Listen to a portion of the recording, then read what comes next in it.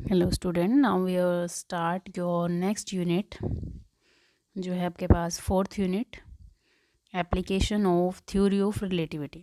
Okay, fourth unit start करते हैं। Third unit का मैंने बोला था जो टॉपिक आपके पास यदि कोई रहता है, समझ नहीं आता है तो वो आप मुझे मैसेज कर सकते हो यदि किसी में डाउट है तो। अभी फ़िलहाल फोर्थ यूनिट स्टार्ट करते हैं अपने। ठीक है, अभी फोर्थ यूनिट क्या है आपके पास, एप्लीकेशंस हैं रिलेटिविटी की। ठीक है, थ्योरी ऑफ रिलेटिविटी को एक्चुअली हमने जो थ्योरी ऑफ रिलेटिविटी है उसको डिवाइड किया हुआ है। उसे जो थ्योरी ऑफ रिलेटिविटी है उसको दो पार्ट्स में डिवाइड कर दिया है हमने अब। ठीक है, पहले तक तो हमें नहीं पता था, हम रिलेटिविटी का जस्ट पढ़ रहे थे जिसमें हमने गैलीलियन ट्रांसफॉर्मेशन पढ़ा है अभी तक। ठीक है, अब हमने क्या किया, थ्योरी ऑफ रिलेटिविटी को दो पार्ट्स में डिवाइड कर दिया, एक स्पेशल और दूसरी जनरल। ठीक है, ये आपके पास थ्योरी ऑफ रिलेटिविटी, एक स्पेशल थ्योरी ऑफ रिलेटिविटी है और एक जनरल थ्योरी ऑफ रिलेटिविटी है आपके पास। ठीक है, अब ये स्पेशल थ्योरी ऑफ रिलेटिविटी है क्या आपके पास, स्पेशल थ्योरी ऑफ रिलेटिविटी जो है वो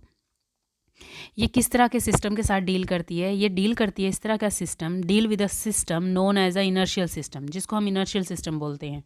ठीक है, अब इनर्शियल सिस्टम का भी आपको बताया गया था कि कौन सा सिस्टम होता है, इनर्शियल सिस्टम जो है वो कौन सा सिस्टम है।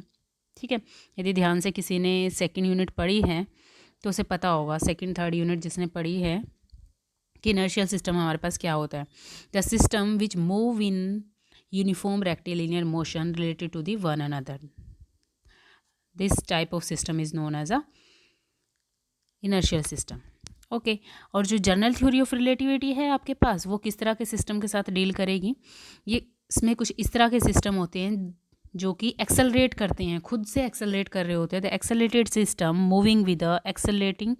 velocity related to the one another, and then this theory of relativity is known as a general theory of relativity. इस तरह की जो थ्योरी है रिलेटिविटी की उसको जनरल थ्योरी ऑफ रिलेटिविटी बोलते हैं।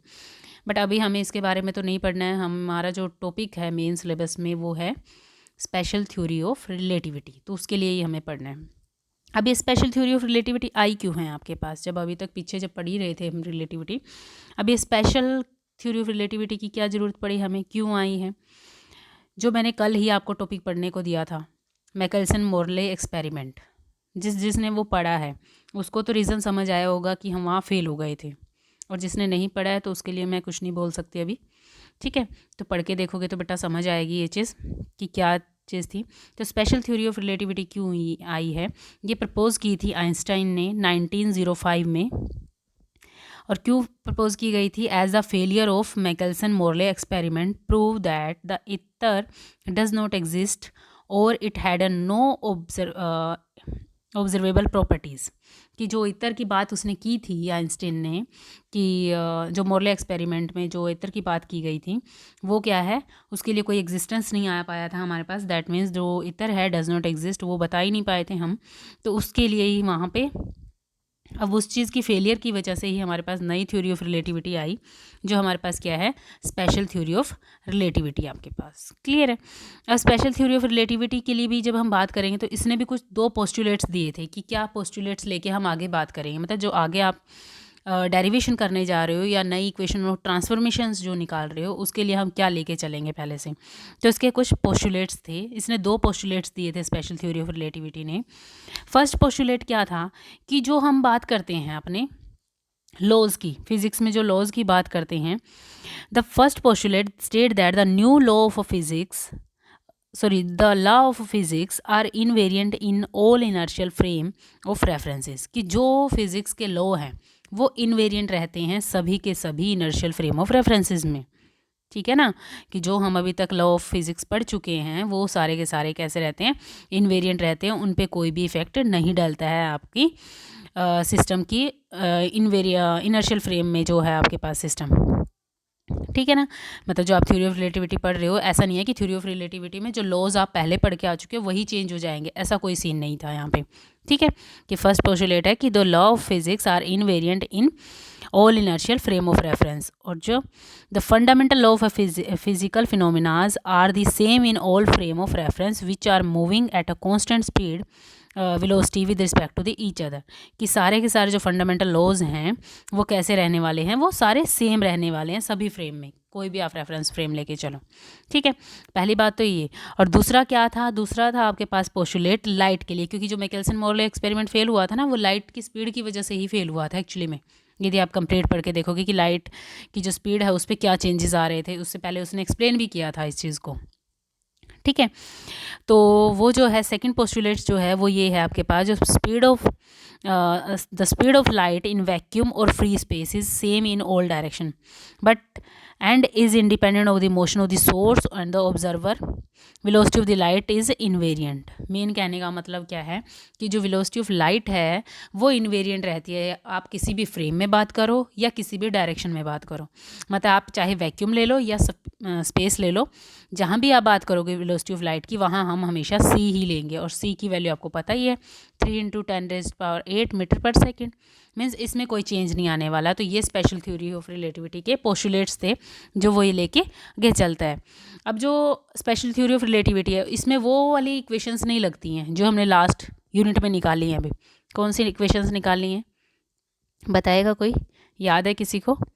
गैलीलियन ट्रांसफॉर्मेशन इक्वेशंस निकाली थी ना हमने, कि यदि आपका फ्रेम जो है किसी कांस्टेंट वेलोसिटी v से मूव कर रहा है तो उस केस में आपके पास x component, y component, z component पे क्या इफेक्ट डलता है, टाइम का जो कंपोनेंट आप लेके चलते हो उस पर क्या इफेक्ट डलता है, वो चीज़ हमने की थी, ठीक है। बट अब वो इक्वेशंस नहीं लग पाती है, यहाँ पे कुछ चेंजेस आते हैं, और वो चेंजेस को बताने के लिए हमारे पास नई इक्वेशंस आ जाती हैं, ट्रांसफॉर्मेशन इक्वेशंस। वो कैसी ट्रांसफॉर्मेशन इक्वेशन हैं, उनको हम बोलते हैं गैलीलियन ट्रांसफॉर्मेशन इक्वेशंस, ठीक है। और गैलीलियन ट्रांसफॉर्मेशन इक्वेशंस भी कुछ ऐसा नहीं है कि बहुत कुछ चेंज हो जाता है उनमें, ऐसा भी नहीं है कि जो हमने पिछली यूनिट में पढ़ा है वो गलत पढ़ लिया है, ठीक है ना, ऐसा नहीं है कि हमने वो गलत पढ़ा है, ठीक है, वो भी ठीक है, बट उसके लिए भी वो कंडीशंस बताएगा कि वो ठीक कब है। पिछले वाला जो हमने पढ़ा है अभी तक गैलीलियन ट्रांसफॉर्मेशन इक्वेशंस जो पढ़ी हैं हमने, वो ठीक तो है, बट कब तक ठीक है, वो क्या कंडीशंस लगेंगी वो ठीक है, उसके लिए भी कुछ कंडीशंस हैं आपकी, ठीक है। वो क्या कंडीशंस हैं कि जो हमने न्यू इक्वेशंस बनाई हैं वो भी आपके पास सेम पीछे वाली जैसी हैं, बस उसमें चेंजेस किस वजह से आए हैं वो बताते हैं।